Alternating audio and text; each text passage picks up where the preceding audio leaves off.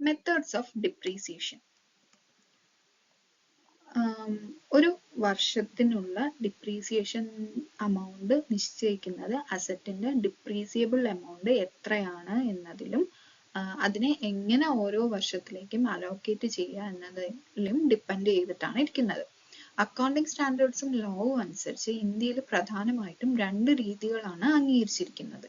Straight line മെത്തേഡും written down value മെത്തേഡും ആണ് നമ്മൾ ഡിപ്രീസിയേഷൻ കണക്കാക്കാനായിട്ട് യൂഷ്വലി യൂസ് ചെയ്യുന്ന മെത്തേഡ്. ഇതിനു പുറമെ ചില പ്രത്യേക സാഹചര്യങ്ങളിൽ ഉപയോഗിക്കാവുന്ന മറ്റ് മെത്തേഡ്സും ഉണ്ട്. അതിനുള്ള എക്സാമ്പിൾസ് ആണ് annuity method, depreciation fund method, insurance policy method, sum of years digits method, double declining balance method. എന്നാൽ പ്രാക്ടിക്കലായിട്ടും നിയമപരമായിട്ടും കൂടുതൽ ഉപയോഗിക്കുന്നത് സ്ട്രെയിറ്റ് ലൈൻ മെത്തേഡും റിട്ടേൺ ഡൗൺ വാല്യൂ മെത്തേഡും ആണ്. അക്കൗണ്ടിംഗ് സ്റ്റാൻഡേർഡ് 6 പ്രകാരം തിരഞ്ഞെടുക്കുന്ന ഡിപ്രീസിയേഷൻ മെത്തേഡ് കൺസിസ്റ്റന്റ്ലി എല്ലാ വർഷവും ഉപയോഗിക്കണം. അത് മാറ്റാൻ പാടില്ല. ഇനി എന്തെങ്കിലും സ്പെഷ്യൽ സർക്കംസ്റ്റൻസ് ഉണ്ടായാൽ മാത്രമേ ആ ഒരു മെത്തേഡ് നമ്മൾ യൂസ് ചെയ്യുന്ന മെത്തേഡ് മാറ്റി വേറെ മെത്തേഡ് യൂസ് ചെയ്യാനായിട്ട് പാടുള്ളൂ. അപ്പോൾ നമ്മൾ ഈ ഒരു ചാപ്റ്ററിൽ മെയിൻ ആയിട്ട് പഠിക്കാൻ പോകുന്ന ഡിപ്രീസിയേഷൻ കാൽക്കുലേറ്റ് ചെയ്യാൻ യൂസ് ചെയ്യുന്ന രണ്ട് മെത്തേഡ്സ് ആണ് ഏതൊക്കെയെന്ന് പറയുന്നത്. ഒന്ന് സ്ട്രെയിറ്റ് ലൈൻ മെത്തേഡും പിന്നൊന്ന് റിട്ടേൺ ഡൗൺ വാല്യൂ മെത്തേഡും. സ്ട്രെയിറ്റ് ലൈൻ മെത്തേഡ് എന്താണ്? സ്ട്രെയിറ്റ് ലൈൻ മെത്തേഡ് എന്ന് പറഞ്ഞാൽ ഇത് ഏറ്റവും പഴയതും അതേപോലെ തന്നെ ഏറ്റവും കൂടുതലായിട്ട് ഉപയോഗിക്കുന്ന ഒരു ഡിപ്രീസിയേഷൻ രീതികളിൽ ഒന്നാണ് എന്തെന്ന് പറയുന്നത് സ്ട്രെയിറ്റ് ലൈൻ ഡിപ്രീസിയേഷൻ മെത്തേഡ്. ഇത് ഒരു അസറ്റിന്റെ യൂസ്ഫുൾ ലൈഫ് മുഴുവനും യൂണിഫോംലി യൂസ്ഡ് ആവുന്നു എന്ന് കരുതിയാണ് ഇത് ഈ ഒരു മെത്തേഡ് രൂപീകരിച്ചിരിക്കുന്നത്. ഈ രീതിയിൽ ഓരോ വർഷവും ഡിപ്രീസിയേഷൻ തുക സെയിം എമൗണ്ട് തന്നെയാണ് ആവുന്നത്. അതുകൊണ്ട് തന്നെ ഇതിനെ ഫിക്സഡ് ഇൻസ്റ്റാൾമെന്റ് മെത്തേഡ് എന്നും വിളിക്കുന്നുണ്ട്. ഡിപ്രീസിയേഷൻ കണക്കാക്കാനുള്ള ഫോർമുല എങ്ങനെയാണ്? Cost of the asset minus estimated net residual value, cost of the asset minus estimated net residual value whole divided by estimated useful life of the asset. അല്ലാന്നുണ്ടെന്നുണ്ടെങ്കിൽ annual depreciation amount കണക്കാക്കാനായിട്ട് വാങ്ങിയ വില minus നമുക്ക് ആ ഒരു asset useful life കഴിഞ്ഞ് വിറ്റ് കിട്ടുന്ന കൈ കിട്ടുന്ന ആ ഒരു എമൗണ്ട് മൈനസ് ചെയ്യുക. വാങ്ങിയ വില മൈനസ് ഈ sale value, net residual value അല്ലെങ്കിൽ സാൽവേജ് വാല്യൂ, എന്നിട്ട് ആ എമൗണ്ട് ഡിവൈഡഡ് ബൈ ആ ഒരു അസറ്റിന്റെ യൂസ്ഫുൾ ലൈഫ് എത്രയാണോ അങ്ങനെ കാണിച്ചാലാണ് നമുക്ക് എന്താ കിട്ടുന്നത്? ആനുവൽ ഡിപ്രീസിയേഷൻ എമൗണ്ട് കിട്ടുന്നത്. ഇനി റേറ്റ് ഓഫ് ഡിപ്രീസിയേഷൻ, എത്ര റേറ്റ് അല്ലെങ്കിൽ എത്ര പെർസെൻറ്റേജ് വെച്ചിട്ടാണ് ഡിപ്രീസിയേറ്റ് ആ അസറ്റ് ഡിപ്രീസിയേറ്റ് ചെയ്ത് വരുന്നത് ഓരോ വർഷവും എന്നെങ്ങനെയാണ് കണക്കാക്കുക? Annual depreciation amount annual depreciation amount divided by acquisition cost. ഓരോ വർഷവും നമ്മൾ ഡിപ്രീസിയേറ്റ് ചെയ്ത് കളയുന്ന എമൗണ്ട് ഡിവൈഡഡ് ബൈ ആ അസറ്റ് വാങ്ങാനായിട്ട് നമ്മൾ ചെലവാക്കിയ cost divided by acquisition cost into 100 ചെയ്താൽ നമുക്ക് എന്ത് കിട്ടും? റേറ്റ് ഓഫ് ഡിപ്രീസിയേഷൻ ആണ് നമുക്ക് കിട്ടുക. സ്ട്രെയിറ്റ് ലൈൻ മെത്തേഡ് വരുന്ന ഒരു ഇത് നോക്കാം. നമുക്ക് എന്താണ് ഒരു എക്സാമ്പിൾ നോക്കാം. A machine cost rupees 2,50,000 rupees. ഒരു മിഷ്യൻ വാങ്ങിക്കാനായിട്ട് 2,50,000 രൂപ ചെലവായി. Has A residual value of rupees 50,000. അതിന്റെ റെസിഡ്യൂവൽ വാല്യൂ എന്ന് പറയുന്നത് 50,000 റുപ്പീസ് ആണ്. അതിന്റെ യൂസ്ഫുൾ ലൈഫ് എന്ന് പറയുന്നതോ 10 ഇയേഴ്സും ആണ്. അപ്പൊ അതിന്റെ ഡിപ്രീസിയേഷൻ നമ്മൾ എങ്ങനെയാ കണക്കാക്കുക? 2,50,000 ആണ് എന്താണ് അതിന്റെ കോസ്റ്റ്, മൈനസ് അതിന്റെ റെസിഡ്യൂവൽ വാല്യൂ എത്രയാണ്? 50,000 റുപ്പീസ് ആണ്. ഇൻ ലാക്സിലാണ് ഞാൻ എഴുതിയിരിക്കുന്നത്. ഹോൾ ഡിവൈഡഡ് ബൈ എത്രയാണ് അതിന്റെ യൂസ്ഫുൾ ലൈഫ് എന്ന് പറയുന്നത്? 10 ഇയേഴ്സ് ആണ്. അപ്പോൾ 2,50,000 മൈനസ് 50,000 ചെയ്യുമ്പോൾ നമുക്ക് 2 lakh കിട്ടും അല്ലെ? 2 lakh divided by 10 years. 10 years ചെയ്യുമ്പോൾ നമുക്ക് എത്ര കിട്ടും? 2 lakh ഡിവൈഡഡ് ബൈ 10 ഇയേഴ്സ് ചെയ്യുമ്പോൾ നമുക്ക് 20,000 കിട്ടും. അപ്പോൾ ഓരോ വർഷവും ഡിപ്രീസിയേഷൻ ആയിട്ട് നമ്മുടെ അക്കൗണ്ട്സിൽ കാണിക്കേണ്ട എമൗണ്ട് എത്രയാണ്? 20,000 റുപ്പീസ് ആണ് കാണിക്കേണ്ടത്.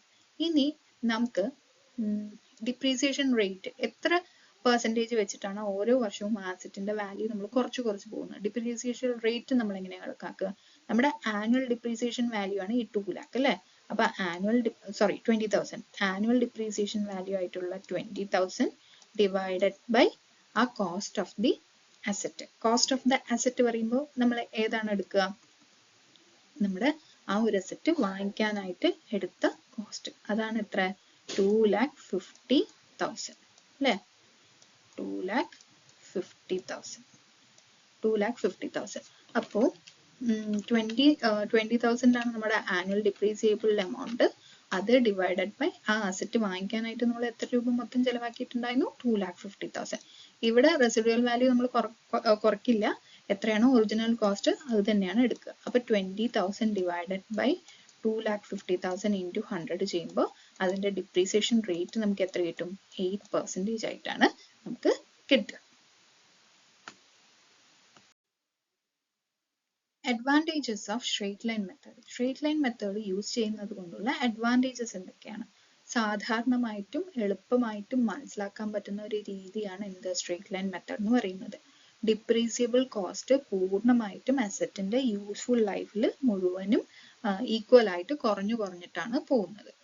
ഓരോ വർഷവും ഡിപ്രീസിയബിൾ എക്സ്പെൻസ് ഒരേ എമൗണ്ട് ആയതുകൊണ്ട് അതിന്റെ പ്രോഫിറ്റ് കമ്പാരിസൺ കുറച്ചും കൂടി ഈസി ആയിരിക്കും.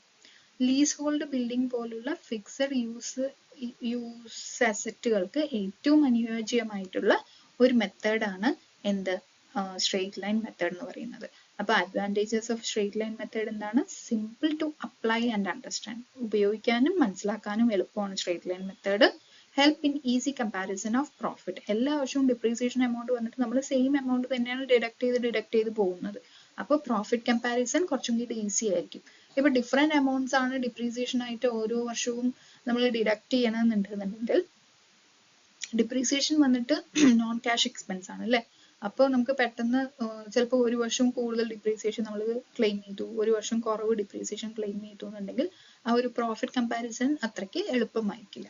Asset can be reduced to scrap value. അതേപോലെ തന്നെ ഡിപ്രീസിയബിൾ എമൗണ്ട് ആണ് നമ്മൾ ഈക്വലി അതിന്റെ യൂസ്ഫുൾ ലൈഫ് പ്രകാരം എന്താണ് ഡിഡക്ട് ചെയ്ത് പോകുന്നത്. അപ്പോൾ അതിന്റെ ഒരു യൂസ്ഫുൾ ലൈഫ് കഴിയുമ്പോൾ കറക്റ്റ് സ്ക്രാപ്പ് വാല്യൂലായിരിക്കും നമ്മൾ എത്തി നിൽക്കുന്നുണ്ടാവുക. പിന്നെ അതേപോലെ തന്നെ ഫിക്സഡ് കൺസിസ്റ്റന്റ് യൂസ് പോലുള്ള അസറ്റുകൾക്ക് ഏറ്റവും സ്യൂട്ടബിൾ ആയിട്ടുള്ള ഒരു മെത്തേഡാണ് സ്ട്രെയിറ്റ് ലൈൻ മെത്തേഡ് എന്ന് പറയുന്നത്. Limitations of straight line method. Straight line മെത്തേഡിന്റെ ലിമിറ്റേഷൻസ്, അതായത് പരിമിതികൾ എന്തൊക്കെയാണ്? എല്ലാ വർഷവും ഒരേ യൂട്ടിലിറ്റി അസറ്റിൽ നിന്ന് ലഭിക്കുക എന്നുള്ള ധാരണ എന്ന് പറയുന്നത് ഇറ്റ്സ് നോട്ട് പ്രാക്ടിക്കൽ അല്ലേ? മേ ബി ചില വർഷങ്ങൾ റിപ്പയർസ് മറ്റും കൂടുതലുണ്ട് എന്നുണ്ടെങ്കിൽ അതിൽ നിന്ന് ആ ഒരു അസറ്റ് ഉപയോഗിച്ച് നമുക്ക് കിട്ടുന്ന പ്രൊഡക്ഷൻ മേ ബി കുറവായിരിക്കാം. അപ്പൊ ആ ഒരു അസംഷൻസ് എല്ലായ്പ്പോഴും ശരിയാവണമെന്നില്ല. അപ്പൊ ആ ഒരു അസംഷൻ നമുക്ക് വേണമെങ്കിൽ അസാധുവാണെന്ന് വേണമെങ്കിൽ പറയാം. വർഷങ്ങൾ കടന്നു പോകും തോറും റിപ്പയർസ് ആൻഡ് മെയിൻ്റെനൻസ് കോസ്റ്റ് എന്താണ്? കൂടി വരികയാണ്. അതുകൊണ്ട് തന്നെ ഡിപ്രീസിയേഷൻ എമൗണ്ട് എല്ലാ വർഷവും ഫിക്സഡ് ആണ്, പ്ലസ് ആ റിപ്പയർസിന്റെ എമൗണ്ടും. എന്നാൽ ഈ മൊത്തം ചെലവ് ഓരോ വർഷവും എന്ത് ചെയ്യും? വർദ്ധിച്ച് വരും.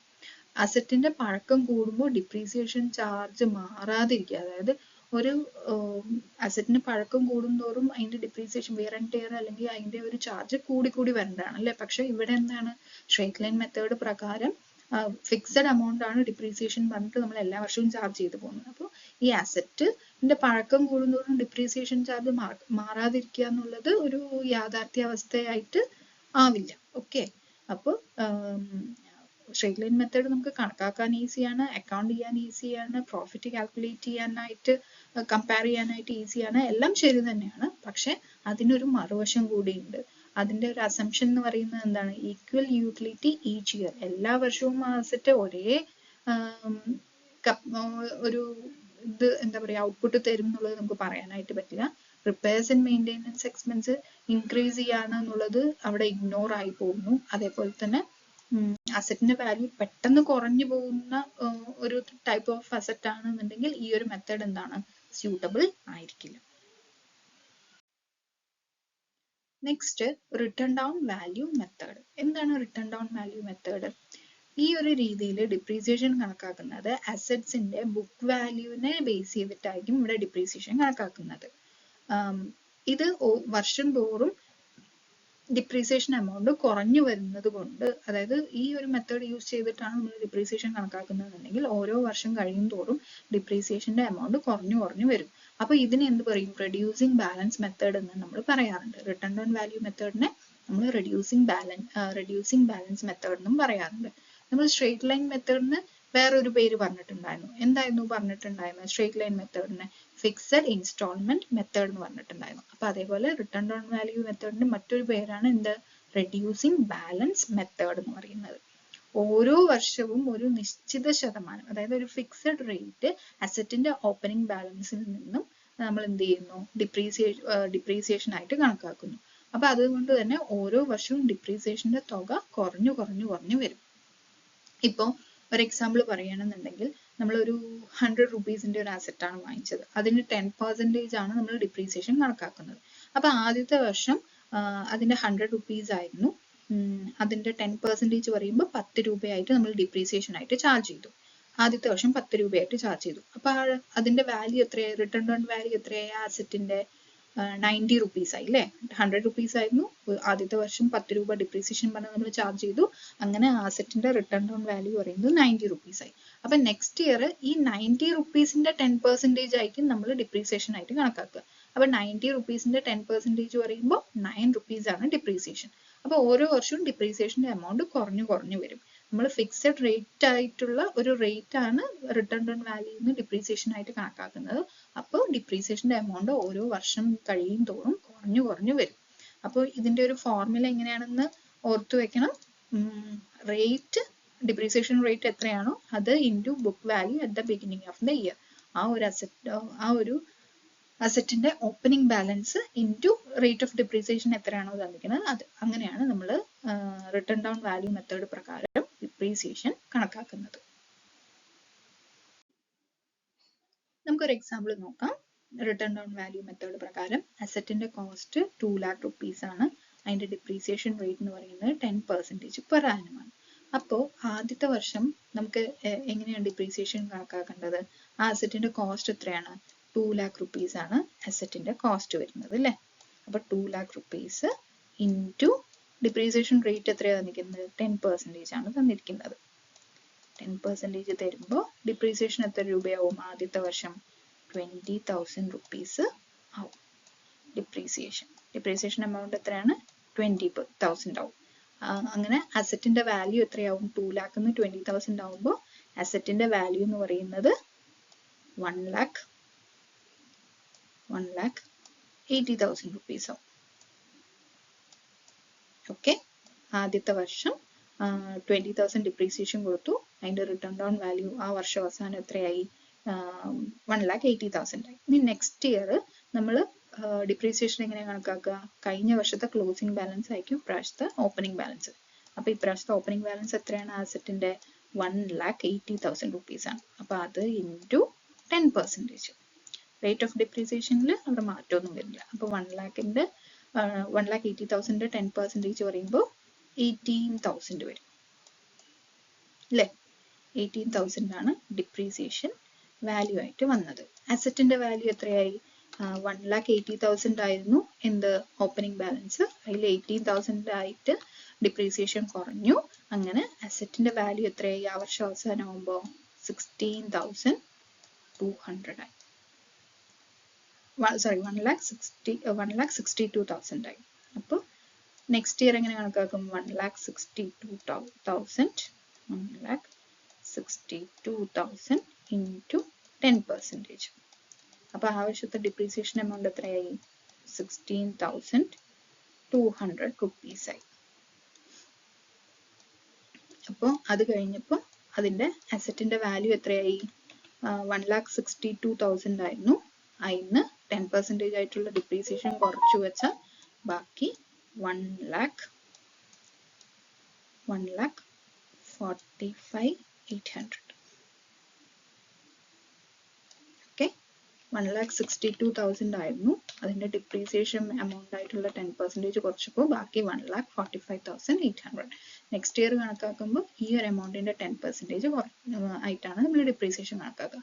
അപ്പൊ ഇവിടെ ഡിപ്രീസിയേഷൻ നോക്കൂ, ഓരോ വർഷവും ഡിപ്രീസിയേഷന്റെ എമൗണ്ട് കുറഞ്ഞു വരികയാണ്. ആദ്യത്തെ വർഷം 20,000 ആയി, പിന്നെ 18,000 ആയി, പിന്നെ 16,200 ആയി. ഇനി നെക്സ്റ്റ് ഇയർ നോക്കുകയാണെന്നുണ്ടെങ്കിലോ 14,580 ആവും അല്ലെ? അപ്പൊ റിട്ടേൺ ഡൗൺ വാല്യൂ മെത്തേഡ് പ്രകാരമാണെന്നുണ്ടെങ്കിൽ അസറ്റിന്റെ ഓപ്പണിംഗ് ബാലൻസ് എത്രയാണോ അതിന്റെ പുറത്താണ് നമ്മൾ ഡിപ്രീസിയേഷൻ കണക്കാക്കുക. ഓരോ വർഷവും ഡിപ്രീസിയേഷൻ എന്താണ് കുറഞ്ഞിട്ടാണ് വരുന്നുണ്ടാവുക.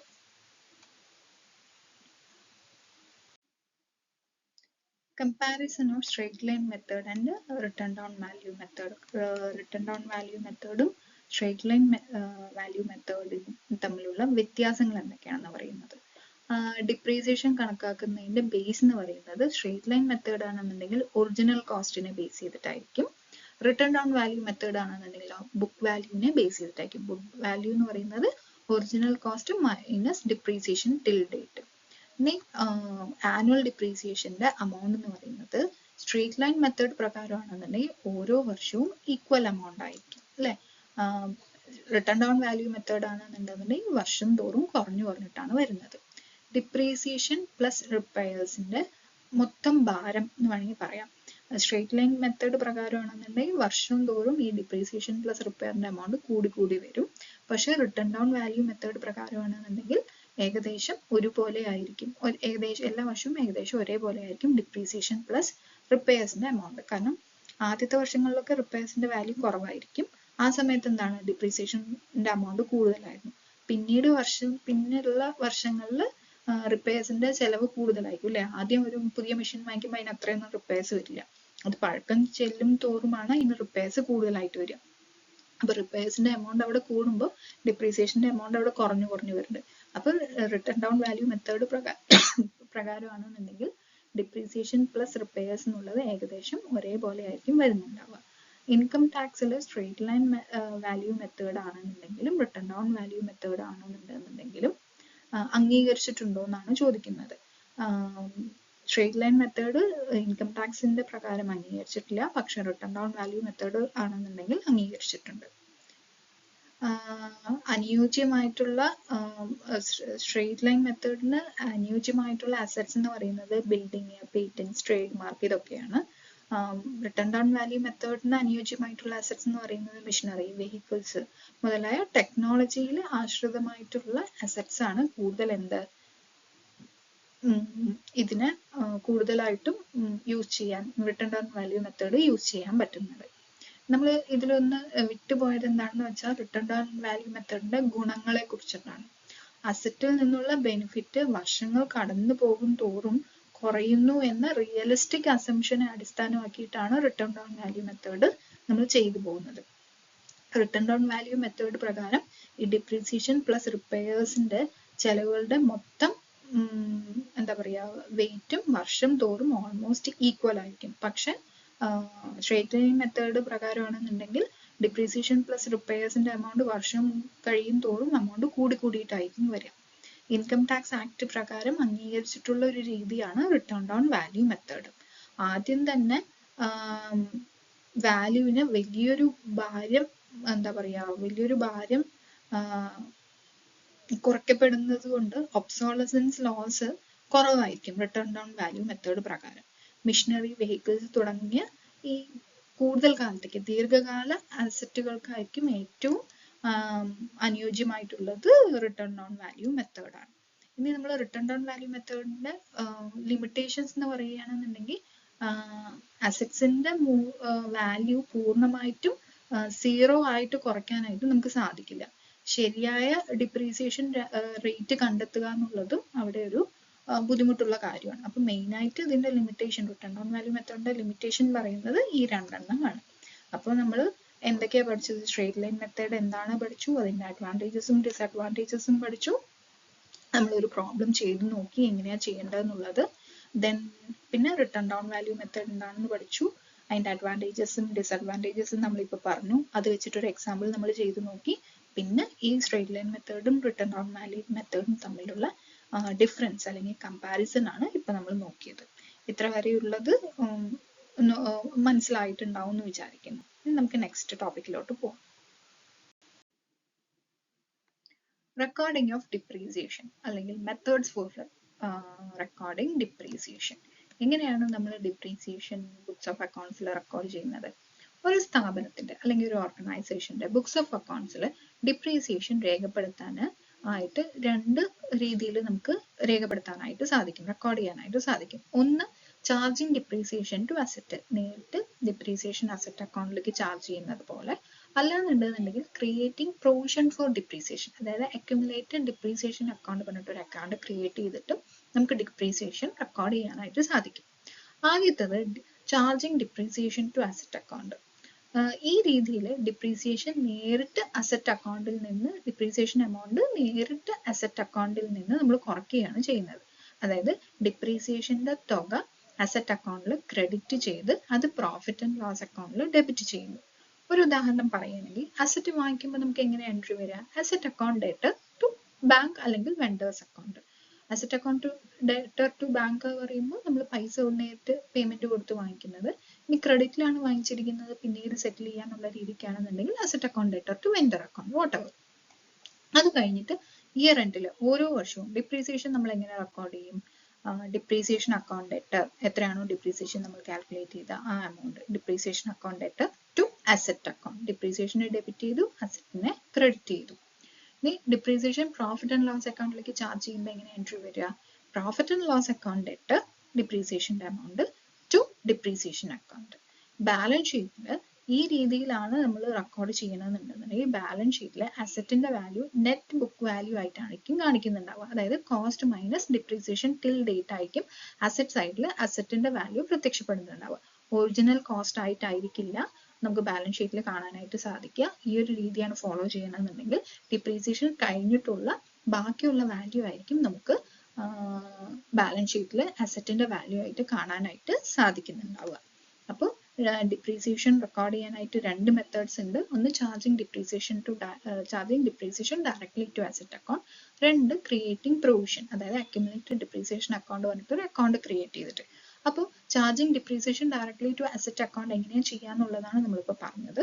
ഇനി നമുക്ക് അതിൻ്റെ ഒരു എക്സാമ്പിളും കൂടി നോക്കിയിട്ട് നെക്സ്റ്റ് മെത്തേഡ്, അതായത് creating A provision accumulated depreciation account എങ്ങനെയാണ് ചെയ്യേണ്ടത് അല്ലെങ്കിൽ എങ്ങനെ റെക്കോർഡ് ചെയ്യേണ്ടത് എന്നുള്ളത് കൂടി നോക്കാം. ഡിപ്രീസിയേഷൻ ജേർണൽ എൻട്രി നമ്മൾ ഓൾറെഡി കഴിഞ്ഞ ഒരു ഇതിൽ പറഞ്ഞതാണ്. അതായത് നേരിട്ട് അസറ്റിലേക്കാണ് ഡിപ്രീസിയേഷൻ ചാർജ് ചെയ്യണമെന്നുണ്ടെങ്കിൽ എങ്ങനെയാണ് അതിന്റെ ജേർണൽ എൻട്രി എന്ന് പറഞ്ഞതാണ്. അസറ്റ് വാങ്ങിക്കുമ്പോൾ എൻട്രി നിങ്ങൾക്ക് എല്ലാവർക്കും അറിയാം.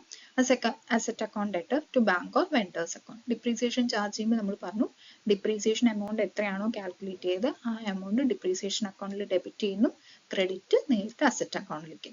ഈ ഡിപ്രീസിയേഷൻ നമ്മുടെ എവിടെ കാണണം? പ്രോഫിറ്റ് ആൻഡ് ലോസ് അക്കൗണ്ടിൽ എക്സ്പെൻസ് ആയിട്ട് കാണണം അല്ലേ? അപ്പോൾ profit and loss account debt depreciation amount to depreciation account എന്ന് പറഞ്ഞിട്ടാണ് ഇതിന്റെ ജേർണൽ എൻട്രീസ് വരുന്നത്.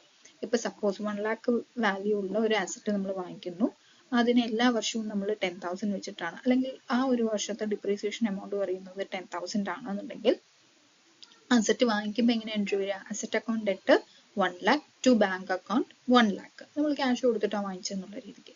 ഇനി ഡിപ്രീസിയേഷൻ ആയിട്ട് നമ്മൾ 10,000 ആണ് ആ വർഷം ചാർജ് ചെയ്യാനായിട്ട് പോകുന്നത്. അപ്പോൾ depreciation account debtor 10,000 to asset account 10,000. അപ്പോൾ അവിടെ അസറ്റ് 1 lakh എന്നുള്ളൊരു വാല്യൂ ഈ ഡിപ്രീസിയേഷൻ ചാർജ് ചെയ്തതോടെ അസറ്റിന്റെ വാല്യൂ എത്രയായിട്ട് കുറയും? 1 lakh മൈനസ് 10,000 90,000 ആയിട്ട് മാറും. അപ്പോൾ പിന്നെ ബാലൻസ് ഷീറ്റ് പ്രിപ്പയർ ചെയ്യുമ്പോൾ ആ വർഷം എൻഡിൽ അസറ്റിന്റെ വാല്യൂ 1 lakh ആയിരിക്കില്ല കാണിക്കുക, പകരം ഈ ഡിപ്രീസിയേഷൻ കഴിഞ്ഞിട്ടുള്ള 90,000 റുപ്പീസ് ആയിട്ടായിരിക്കും അസറ്റിന്റെ വാല്യൂ കാണിക്കുന്നുണ്ടാവുക. അതേപോലെ നമ്മൾ പ്രോഫിറ്റ് ആൻഡ് ലോസ് അക്കൗണ്ടിൽ എക്സ്പെൻസ് ആയിട്ട് ഡിപ്രീസിയേഷനെ ചാർജ് ചെയ്യണം അല്ലേ? അപ്പോൾ അതിന്റെ എൻട്രി എങ്ങനെയാണ് വരിക? Profit and loss account debtor 10,000 to depreciation account 10,000. അപ്പോൾ പ്രോഫിറ്റ് ആൻഡ് ലോസ് അക്കൗണ്ടിന്റെ debit side expense side depreciation പറഞ്ഞിട്ട് നമുക്ക് 10,000 കാണാനായിട്ടും സാധിക്കും. അപ്പൊ ഇങ്ങനെയാണ് ഡയറക്റ്റ് ആയിട്ട് അസറ്റിലോട്ട് ഡിപ്രീസിയേഷൻ ചാർജ് ചെയ്യണമെന്നുണ്ടെന്നുണ്ടെങ്കിൽ ജേർണൽ എൻട്രീസ് വരേണ്ടതും, അതേപോലെ അസറ്റ് ബാലൻസ് ഷീറ്റിലാണെന്നുണ്ടെങ്കിലും പ്രോഫിറ്റ് ആൻഡ് ലോസ് അക്കൗണ്ടിലാണെങ്കിലും എങ്ങനെയാണ് അപ്പിയർ ചെയ്യുക എന്നുള്ളതാണ് നമ്മളിപ്പോൾ പഠിച്ചത്. ഇനി next method accumulated depreciation account ഉപയോഗിച്ചിട്ട് എങ്ങനെ ഡിപ്രീസിയേഷൻ റെക്കോർഡ് ചെയ്യാം എന്നുള്ളതാണ് നെക്സ്റ്റ് നമ്മൾ പഠിക്കാനായിട്ട് പോകുന്നത്. നെക്സ്റ്റ് ഡിപ്രീസിയേഷൻ റെക്കോർഡ് ചെയ്യാനുള്ള വേറെ ഒരു മെത്തേഡാണ് പ്രൊവിഷൻ ഫോർ ഡിപ്രീസിയേഷൻ അല്ലെങ്കിൽ അക്യുമുലേറ്റഡ് ഡിപ്രീസിയേഷൻ അക്കൗണ്ട്. ഈ മെത്തേഡ് എന്താണ് പറയുന്നത്? ഇതിൽ എങ്ങനെ എൻട്രീസ് വരണം എന്നുള്ളതാണ് നമ്മൾ ഈ ഒരു ഇതിൽ നോക്കാനായിട്ട് പോകുന്നത്. ക്രിയേറ്റിംഗ് പ്രൊവിഷൻ ഫോർ ഡിപ്രീസിയേഷൻ അല്ലെങ്കിൽ അക്യുമുലേറ്റഡ് ഡിപ്രീസിയേഷൻ അക്കൗണ്ട്. ഈ രീതിയിലാണെന്നുണ്ടെങ്കിൽ ഓരോ വർഷവും ഡിപ്രീസിയേഷൻ സെപ്പറേറ്റ് അക്കൗണ്ടിലേക്ക് സമാഹരിച്ച് വെക്കും, കളക്ട് ചെയ്ത് വെക്കും. ഇത് പ്രൊവിഷൻ ഫോർ ഡിപ്രീസിയേഷൻ അക്കൗണ്ട് അല്ലെങ്കിൽ അക്യുമുലേറ്റഡ് ഡിപ്രീസിയേഷൻ അക്കൗണ്ട് എന്നാണ് ഇതിനെ വിളിക്കുന്നത്. ഇങ്ങനെ ഈ ഒരു ഡിപ്രീസിയേഷൻ എല്ലാ വർഷവും ചാർജ് ചെയ്യുന്ന ഡിപ്രീസിയേഷൻ ഈ പറഞ്ഞ പ്രൊവിഷൻ ഫോർ ഡിപ്രീസിയേഷൻ അക്കൗണ്ടിലേക്ക് അല്ലെങ്കിൽ അക്യുമുലേറ്റഡ് ഡിപ്രീസിയേഷൻ അക്കൗണ്ട് എന്ന അക്കൗണ്ടിലേക്ക് നമ്മൾ സമാഹരിക്കുന്നതിലൂടെ എന്തൊക്കെയാണ് മാറ്റങ്ങൾ അല്ലെങ്കിൽ ലക്ഷണങ്ങൾ എന്തൊക്കെയാണ് എന്നുള്ളത് നോക്കാം. അസറ്റ് അക്കൗണ്ടിൽ തുടർച്ചയായിട്ടും അതിന്റെ ഒറിജിനൽ കോസ്റ്റ് എത്രയാണോ അത് തന്നെ കാണിച്ചുകൊണ്ട് വരും. ഓക്കെ, അസറ്റിൽ നിന്ന് ഡിപ്രീസിയേഷൻ എമൗണ്ട് നമ്മൾ കുറയ്ക്കുന്നില്ല. പിന്നെ ഡിപ്രീസിയേഷൻ പ്രൊവിഷൻ അക്കൗണ്ടിലായിരിക്കും എന്ത് ചെയ്യുക, അക്യുമുലേറ്റ് ചെയ്തിട്ട് വെക്കുന്നുണ്ടാവുക. അസറ്റ് അക്കൗണ്ടിൽ നിന്ന് നമ്മൾ നേരിട്ട് കുറയ്ക്കുന്നില്ല. ഇതിന്റെ ജേർണൽ എൻട്രീസ് എങ്ങനെയാണ് വരിക? ഒരു അസറ്റ് പർച്ചേസ് ചെയ്യണമെന്നുണ്ടെങ്കിൽ നിങ്ങൾക്ക് അറിയാം എങ്ങനെ എൻട്രീസ് വരിക. Asset account debtor to bank അല്ലെങ്കിൽ വെണ്ടർ. സപ്പോസ് 1 lakh rupeesനാണ് നമ്മൾ അസറ്റ് പർച്ചേസ് ചെയ്യണത്. ത്രൂ ഡയറക്റ്റ് ക്യാഷ് കൊടുത്ത് സെറ്റിൽ ചെയ്യുകയാണെന്നുണ്ടെങ്കിൽ ഇതിന്റെ എൻട്രി വരുന്നത് asset account debtor to bank 1 lakh rupees എന്നുള്ള രീതിക്കാണ് വന്നിരിക്കുന്നത്. ഇയർ എൻഡിൽ നമ്മൾ ഡിപ്രീസിയേഷൻ ചാർജ് ചെയ്യണം. ഇവിടെ നമ്മൾ എങ്ങനെയാണ് ഡിപ്രീസിയേഷൻ പ്രൊവിഷണൽ അക്കൗണ്ടിലേക്കാണ് നമ്മൾ എന്ത് ചെയ്യാൻ പോകുന്നത്, ക്രെഡിറ്റ് ചെയ്യാൻ പോകുന്നത്. അല്ലെങ്കിൽ അക്യുമുലേറ്റഡ് ഡിപ്രീസിയേഷൻ അക്കൗണ്ടിലേക്കാണ് നമ്മൾ ക്രെഡിറ്റ് ചെയ്യാനായിട്ട് പോകുന്നത്. അപ്പൊ അതിന്റെ എൻട്രി എങ്ങനെയാ വരിക? ഡിപ്രീസിയേഷൻ അക്കൗണ്ട് ഡെറ്റർ എത്രയാണോ ഡിപ്രീസിയേഷൻ എമൗണ്ട്, സേ 10,000 ആണെങ്കിൽ 10,000. Depreciation account debtor 10,000 to provision for depreciation account 10,000 പറഞ്ഞിട്ട് വരും. ഇനി ഈ ഡിപ്രീസിയേഷനെ നമുക്ക് പ്രോഫിറ്റ് ആൻഡ് ലോസ് അക്കൗണ്ടിലേക്ക് ഡിപ്രീസിയേഷൻ ആയിട്ട് ചാർജ് ചെയ്യണം. അതിന്റെ എൻട്രി എങ്ങനെ വരിക? ആ എൻട്രി സെയിം തന്നെയാണ്, കഴിഞ്ഞ മെത്തേഡിലുള്ള അതേ എൻട്രി തന്നെയാണ് വരിക. Profit and loss account debtor depreciation amount ആയിട്ടുള്ള 10,000 ടു ഡിപ്രീസിയേഷൻ അക്കൗണ്ട് 10,000 പറഞ്ഞിട്ട് വരും. ഇനി ബാലൻസ് ഷീറ്റിന്റെ ഇതിന്റെ ഒരു എഫക്റ്റ് ബാലൻസ് ഷീറ്റിൽ എങ്ങനെയാണ് കാണുക?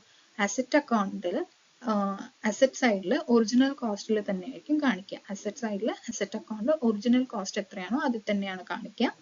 പ്രൊവിഷൻ ഫോർ ഡിപ്രീസിയേഷൻ അക്കൗണ്ടിൽ നമ്മൾ കളക്ട് ചെയ്തിട്ടുള്ള സമാഹരിച്ചിട്ടുള്ള ഡിപ്രീസിയേഷൻ ഏത് ലൈബിലിറ്റി സൈഡിൽ പ്രത്യേകമായിട്ട് കാണിക്കാം. പ്രൊവിഷൻ ഫോർ ഡിപ്രീസിയേഷൻ അല്ലെങ്കിൽ അക്യുമുലേറ്റഡ് ഡിപ്രീസിയേഷൻ അക്കൗണ്ട് ആയിട്ട് കാണിക്കാം. അല്ലെങ്കിൽ അസറ്റ് സൈഡ് ഒറിജിനൽ കോസ്റ്റിൽ നിന്ന് asset original cost less accumulated depreciation പറഞ്ഞിട്ട് ഈ എമൗണ്ട് ഡിഡക്ട് ചെയ്തിട്ടും കാണിക്കാം. എങ്ങനെ വേണമെങ്കിലും നമുക്ക് കാണിക്കാം. ഇതിന്റെ ഒരു എക്സാമ്പിൾ എങ്ങനെ ഒരു എക്സാമ്പിൾ നമുക്ക് ഇതിന്റെ എങ്ങനെയാ വരിക എന്നുള്ളത് കൂടി ഒന്ന് ചെക്ക് ചെയ്യാം. നമുക്ക് ഡിപ്രീസിയേഷൻ വരുന്ന ഒരു എൻട്രീസ് എങ്ങനെയാ വരിക എന്നുള്ളത് ചെക്ക് ചെയ്യാം. നമ്മളിപ്പോൾ ഒരു അസറ്റ് പർച്ചേസ് ചെയ്തു 5,50,000 rupeesന്. അപ്പോൾ എന്താണ് അതിന്റെ എൻട്രി വരിക? Plant account debtor to bank 5,50,000. ഇനി ഇയർ എൻഡിൽ ഡിപ്രീസിയേഷൻ ചാർജ് ചെയ്യണം. ഡിപ്രീസിയേഷൻ റേറ്റ് പ്രകാരം നമ്മൾ കാൽക്കുലേറ്റ് ചെയ്തപ്പോൾ നമുക്ക് ഡിപ്രീസിയേഷൻ എമൗണ്ട് കിട്ടിയിരിക്കുന്നത് 54,000 ആണെന്ന് വെക്കുക.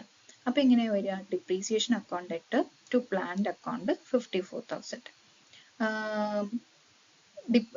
ഇത് നമ്മൾ ഡയറക്റ്റ് അസറ്റിലേക്ക് ചാർജ് ചെയ്യുന്ന മെത്തേഡ് പ്രകാരമുള്ള എക്സാമ്പിൾ ആണ് ഇവിടെ തന്നിരിക്കുന്നത്. പിന്നെ പ്രോഫിറ്റ് ആൻഡ് ലോസ് അക്കൗണ്ടിലേക്ക് ചാർജ് ചെയ്യുമ്പോഴോ profit and loss account debtor to depreciation 54,000. ഇത് ഡയറക്റ്റ് അസറ്റിലേക്ക് ചാർജ് ചെയ്യണമെന്നുണ്ടെങ്കിലാണ് ഈ ഒരു എൻട്രി വരുന്നത്. ഇനി നമ്മൾ അക്യുമുലേറ്റഡ് ഡിപ്രീസിയേഷൻ അക്കൗണ്ട് അല്ലെങ്കിൽ പ്രൊവിഷൻ ഫോർ ഡിപ്രീസിയേഷൻ അക്കൗണ്ട് ആണ് ക്രിയേറ്റ് ചെയ്യണമെന്നുണ്ടെന്നുണ്ടെങ്കിൽ ഇവിടെ ഈ പ്ലാന്റിന് പകരം എന്ത് വരും? അക്യുമുലേറ്റഡ് ഡിപ്രീസിയേഷൻ അക്കൗണ്ട് പറഞ്ഞിട്ട് വരും. സെക്കൻഡ് മെത്തേഡ് ആണ് യൂസ് ചെയ്യണമെന്നുണ്ടെങ്കിൽ ഇവിടെ അക്യുമുലേറ്റഡ് ഡിപ്രീസിയേഷൻ അക്കൗണ്ട് പറഞ്ഞിട്ട് അല്ലെങ്കിൽ പ്രൊവിഷൻ ഫോർ ഡിപ്രീസിയേഷൻ അക്കൗണ്ട് 54,000 പറയും ഈ ഒരു പ്ലാന്റിന് പകരം. ഓക്കെ, അപ്പോൾ പ്രൊവിഷൻ ക്രിയേറ്റ് ചെയ്യുന്ന മെത്തേഡാണ് യൂസ് ചെയ്യണമെന്നുണ്ടെങ്കിൽ ബാക്കി രണ്ട് എൻട്രിയും കറക്റ്റ് ആണ്. ഇതിന് പകരം depreciation account debtor 54,000 to accumulated depreciation account 54,000 പറഞ്ഞിട്ട് വരും. ഇനി ഈ രണ്ട് മെത്തേഡും കാരണം ബാലൻസ് ഷീറ്റിൽ വരുന്ന ഇമ്പാക്ട് എങ്ങനെയാണെന്നുള്ളത് നമുക്ക് നെക്സ്റ്റ് നോക്കാം. ചാർജിങ് മെത്തേഡ് ആണ് യൂസ് ചെയ്യണമെന്നുണ്ടെങ്കിൽ നമ്മൾ ഓൾറെഡി പറഞ്ഞു, പ്ലാന്റ് അക്കൗണ്ട് അതായത് അസറ്റ് അക്കൗണ്ടിൽ എങ്ങനെയായിരിക്കും കാണുക? ഒറിജിനൽ കോസ്റ്റ് മൈനസ് ഡിപ്രീസിയേഷൻ കഴിഞ്ഞിട്ടുള്ള amount. ഈ ഒരു നെറ്റ് ഫിഗർ ആയിരിക്കും നമുക്ക് നേരിട്ട് ബാലൻസ് ഷീറ്റിൽ കാണാനായിട്ട് സാധിക്കുക. 4,96,000 പറഞ്ഞിട്ട്. ഇനി അതല്ല പ്രൊവിഷൻ മെത്തേഡ് ആണ് നമ്മൾ യൂസ് ചെയ്യണമെന്നുണ്ടെന്നുണ്ടെങ്കിൽ ബാലൻസ് ഷീറ്റിൽ asset side plant account debtor 5,50,000, അതിന്റെ താഴെ ബാലൻസ് ഷീറ്റിൽ തന്നെ less provision for depreciation 54,000, net book value 4,96,000 പറഞ്ഞിട്ട് കാണിക്കാം. അല്ലാന്നുണ്ടെന്നുണ്ടെങ്കിൽ വേറൊരു മെത്തേഡ് പ്ലാന്റ് അക്കൗണ്ട് പറഞ്ഞിട്ട് 5,50,000 പറഞ്ഞിട്ട് നമ്മൾ അസറ്റ് സൈഡ് കാണിച്ചു, എന്നിട്ട് ലൈബിലിറ്റി സൈഡ് ഈ പ്രൊവിഷൻ ഫോർ ഡിപ്രീസിയേഷൻ പറഞ്ഞിട്ട് 54,000 കാണിക്കാം. ഇതിൽ ഏത് രീതി വേണമെങ്കിലും പ്രൊവിഷൻ ഫോർ മെത്തേഡ് യൂസ് ചെയ്യണമെങ്കിൽ നമുക്ക് ഫോളോ ചെയ്യാൻ പറ്റുന്നതാണ്.